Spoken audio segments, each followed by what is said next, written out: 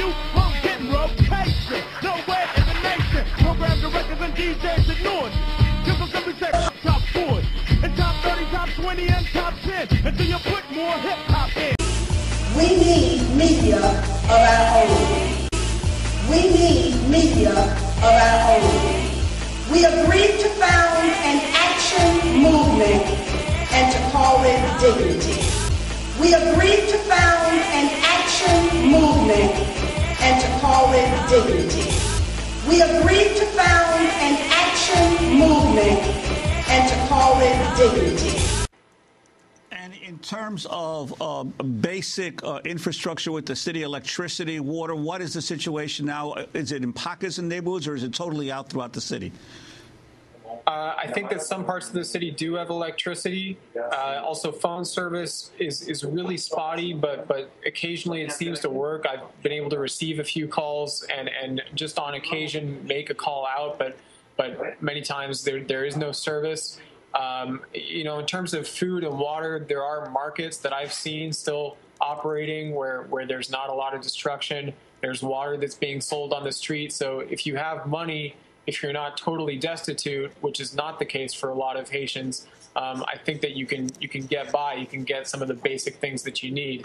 But for people who are already poor and without jobs, I don't know, what they can do in terms of getting food, water, and shelter. I think they're out on the street on their own at this point, until some kind of large aid effort is able to make its way into the city. And do you have any sense of that large aid effort? And can you talk about the twin crises? You've got the natural disaster of the earthquake and then the poverty of Haiti and how that exacerbates the first, everything from the way the buildings were built to the mountains, the hills that are deforested so that the buildings slide down the hills, for example, from Pétionville, deforested because people have gone up desperate over the years to get wood, for charcoal, anything to help them. Yeah, one thing I can say, for example, that's a little bit striking is that the slum of Cité Soleil, the sprawling slum that's on the ocean side, I was able to get down there yesterday and sort of survey the scene, and I was actually surprised that the damage was not as bad as I expected. These are mostly one-room shacks and one-room just concrete buildings, and some of them had crumbled. Certainly, I interviewed people whose houses are gone, but the majority of the shacks are standing, and so Cité Soleil, I think, relative to some other parts of the city, Pétionville that you mentioned, and other parts, Carrefour, certainly. I think Cité Soleil is actually not very hard hit, and that is the poorest part of Port-au-Prince. So I think I don't know if you can say that the poorest people in Port-au-Prince were hit the hardest. I just think that it's spread out, and particularly many of these multi-story buildings, schools, churches, and some of the larger homes. Those are many of the buildings that just fell completely, as well as the National Palace and the prison. I was down at the prison yesterday as well, and people were concerned with the fact that the prisoners escaped. There was a woman there whose son was inside the prison at the time of the earthquake, and he was gone. She was looking for him. The prison is entirely empty. The roof just seems to have disappeared, sort of collapsed in on the building, and I believe there was a fire there as well. Parts of the building were charred. So I think it's a state of chaos in really different parts of the city. Can you talk more about the schools? Yeah, I think some schools actually let out just before the earthquake, but many of them didn't. And many, as I mentioned, many of these schools just collapsed. For example, in Port-au-Prince, there was a two-story school, and the second story of the school was just on the ground. And I talked to people there, and many of the children were just immediately crushed. So it's an extremely sad situation. You have mothers outside of these schools that I saw just screaming and crying about their children who were dead. And the airport, is it open for air traffic coming in now, or is it still closed? I can't confirm that one. I have not been down to the airport. I'm actually, I think, going to be going down there in a little bit. I don't know what the status is there. And the sense of the number of people who have died, although, of course, it's impossible to figure this out at this point. And we had reports of the Archbishop dead, the head of the UN mission dead, the head of the U.S. mission dead. Of course, you usually hear about foreigners as people aren't able to reach them. But what is your sense on the ground, Ansel Herz, in Haiti?